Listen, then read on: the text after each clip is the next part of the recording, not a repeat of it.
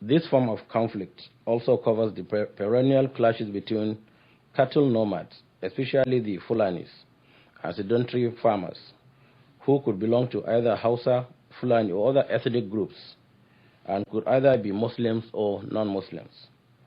In the southwest and the southeast zones of the country, communal clashes also constitute the dominant form of conflict. These clashes may, however, assume regional and religious dimensions when they involve northerners resident in these areas, as witnessed in Shagamu in the southwest, Aba and Onisha in the southeast of the country in the past few years. The other dominant form of conflict in Nigeria, and especially in the northern states of the country, had been intra-religious, based on doctrinal and other differences, which led to some clashes between the adherents of different sects, some of them resulting in loss of life and property. Conflicts within Sufi groups and between them and the Salafi movement fall into this category. From 1980, the Maitatini riots in the northwest part of the country also became a worrisome phenomenon in northern cities. This shadowy group, avowedly anti-modern, struck at Kano in the northwest in December of the same year, leaving behind over 4,000 persons dead. In 1982, they rioted in Maiduguri in the northeast and Yola, leaving another trail of casualties, which is almost entirely Muslims. It could be said that serious Muslim-Christian conflict with pan-regional implications came to the fore only in the late 1980s and early 1990s, with the Kafanchan and Zangon-Kata religious crisis, both located in the southern part of Kaduna State, in the north-central of Nigeria. These two incidents led to massive loss of life, Muslims as well as Christians, and introduced the ominous practice of church and mosque burning. The proliferation of mosques and churches in almost all our urban centers and the intensification of mass religious activities, facilitated by ease of mobility and mobilization, helped to bring the issue of religious identity into sharp focus.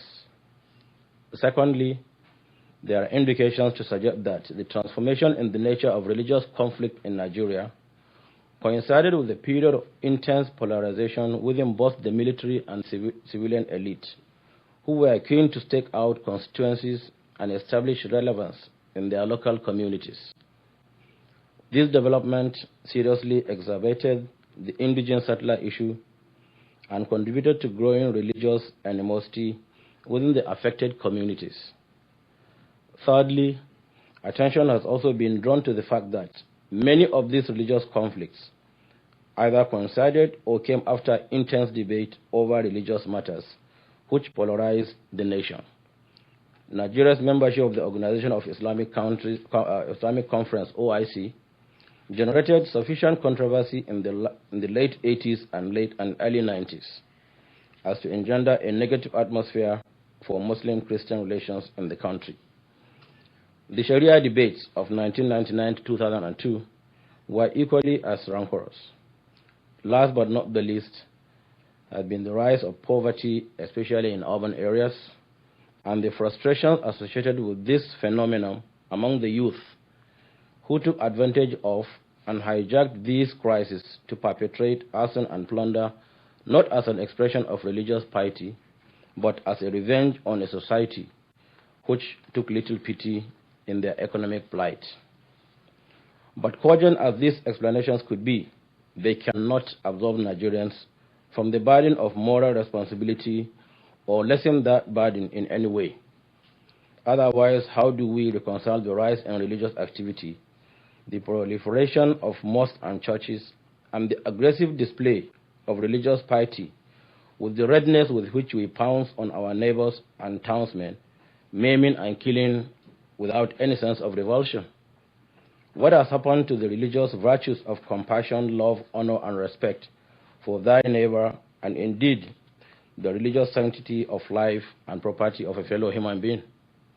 How can a society function and thrive where a person pays no difference to higher authority or judicial institutions, but mobilizes his compatriots to wreak havoc on the community? These are some of the questions which are worrisome enough to prick the conscience of every Nigerian and to make everyone in the position of leadership to accord peace building and religious harmony the attention they so urgently deserve. As I reflect upon these questions and the moral dilemma they engender, I cannot avoid coming to the conclusion that the first challenge we need to take up is the revamping of our value system and the imperative of moral regeneration of the nation.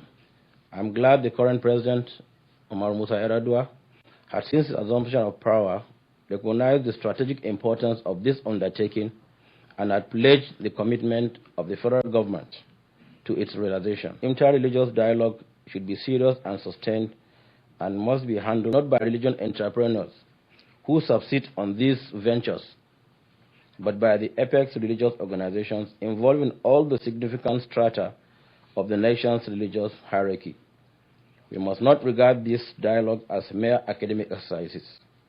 We must endeavor to carry the message of tolerance and mutual understanding, which these dialogues teach, to our mosques and churches. The third challenge is the exercise of restraint on the part of politicians, especially in the course of their campaigns and political mobilization. The message here is that one can ride to political victory by fanning the embers of religious and ethnic hatred and animosity, but stand a good chance of being consumed by the resulting inferno.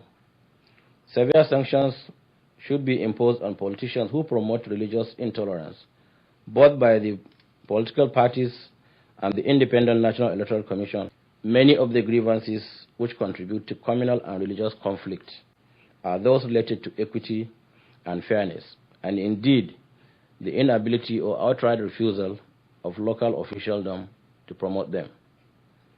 The first challenge is the fight against poverty and want. The 9 states in Nigeria with the highest incidence of poverty, according to the Central Bank of Nigeria, are in the northern states of Nigeria. Jigawa State in the northwest have the highest with 95%, followed by Kebbi also in the northwest with 89.7%, Kogi 88%, Bauchi 86.3%, Kwara, Yobe, Zamfara, and Sokoto all such a high peak of percentage.